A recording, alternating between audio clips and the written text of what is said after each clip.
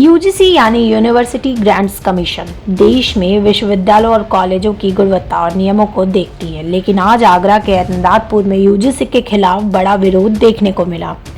इस विरोध में मौजूद थे डॉक्टर राज शेखावत, जो कि राष्ट्रीय अध्यक्ष हैं छात्रीकरणी सेना के। उन्होंने जनता को भाजपा को वोट न देने की शपथ दिलाई है और प्रेस वार्ता में कहा है कि यह आंदोलन सामान्य वर्ग के छात्रों के हित के लिए है। आगरा जिला अधिकारी को 10 सूत्रीय मांगों का ज्ञापन भी सौंपा गया है। साथ ही स्वर्ण समाज समन्वय समिति ने यूजीसी के खिलाफ अभियान में समर्थन दिया है। 8 मार्च को रामलीला मैदान में बड़ा आंदोलन का ऐलान भी किया गया है, जिसमें छात्र और समाज के विभिन्न वर्ग के लोग हिस्सा लेंगे।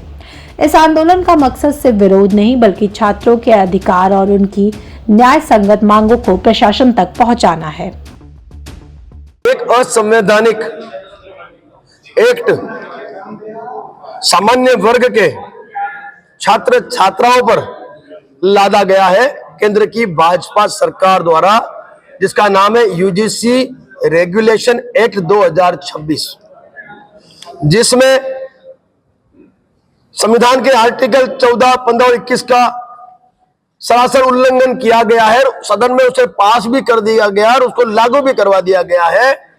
उसे रोल बैक करने के उद्देश्य से हम लोगों ने एक समन्वय समिति का गठन किया है, जिसमें सामान्य वर्ग के जो प्रमुख है उनको जोड़ा गया है। उसका नाम है स्वर्ण समाज समन्वय समिति। और इस स्वर्ण समाज समन्वय समिति ने 8 मार्च को महा आंदोलन की घोषणा की है दिल्ली रामलीला मैदान में।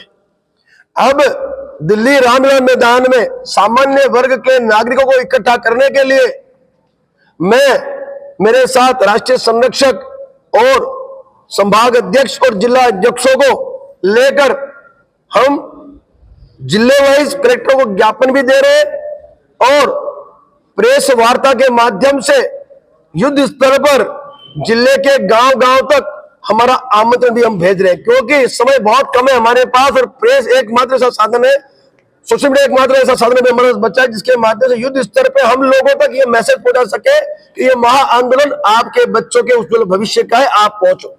आज आगरा में हम आए हैं। आज के दिन हमारा 4 जिला का ये आयोजन है। हम मथुरा कर चुके हैं, आगरा है, आगे भी 2 जिले हमको करने हैं।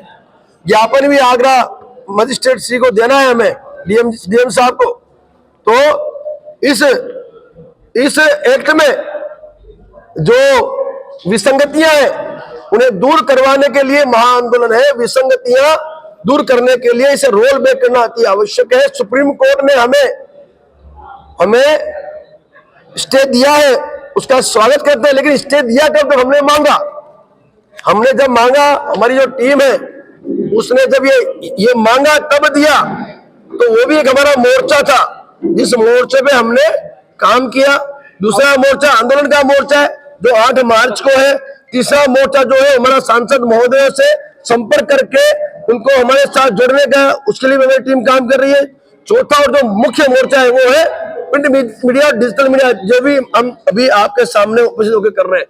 तो ये सारे मोर्चों पे हम लोग लगातार 13 फरवरी से लगे हुए हैं और आपके माध्यम से और सबके माध्यम से हम 8 मार्च को लाखों की संख्या में सामान्य वर्ग को इकट्ठा कर इस यूजीसी काले कानून को रोल बैक करवाने के लिए आज उपस्थित है। और इस यूजीसी के अंदर जो मुख्य जो विसंगतियों में बताना चाहूंगा आपको कि इस यूजीसी एक्ट के तहत सामान्य वर्ग के छात्र छात्राओं को अपराधी घोषित कर दिया है साहब इन लोगों ने। इसमें कहीं सामान्य वर्ग का उल्लेख भी नहीं है।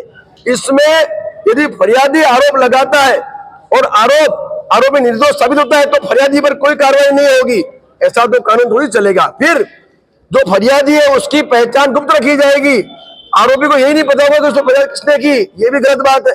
फिर समता समिति बनी है, इनकी समिति में कोई सामान्य वर्ग का आदमी नहीं लिया। उसके साथ साथ संचालकों को डराया धमकाया, इसमें उनके लिए भी उन्होंने कहीं इसमें प्रावधान रखा के दिया। आपने समिति के उसको नहीं माना तो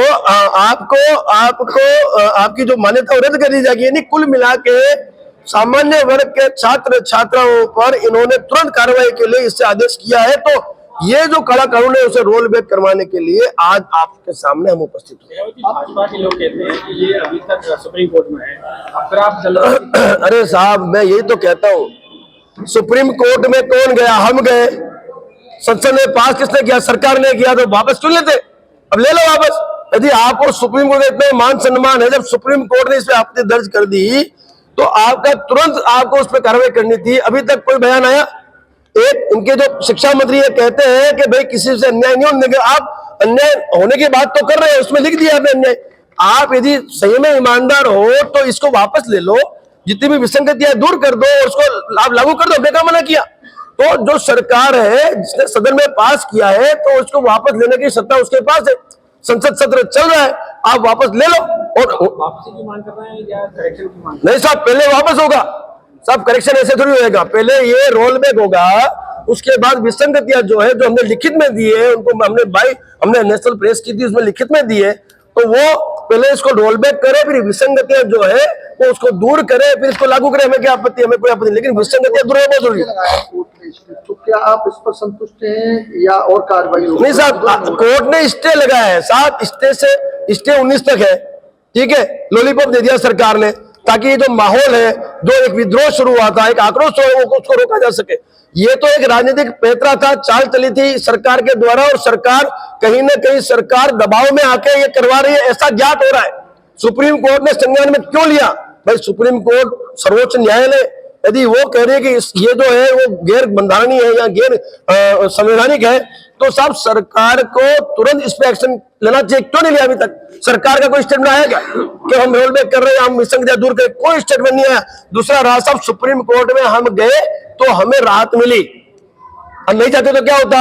ये तो हमारी रणनीति का भाग था कि हमारा कानूनी जो क्षेत्र है, जो हमारा मोर्चा है, उसमें से हमने मूवमेंट किया, हमको सफलता मिली, बाकी लागू हो ही गया था। कितने बच्चे आज इसके प्रताड़ित होते थे। लेकिन मैं ये कहता हूं सरकार ने लागू किया, तो सरकार ही वापस करे, हमें ये मांग है।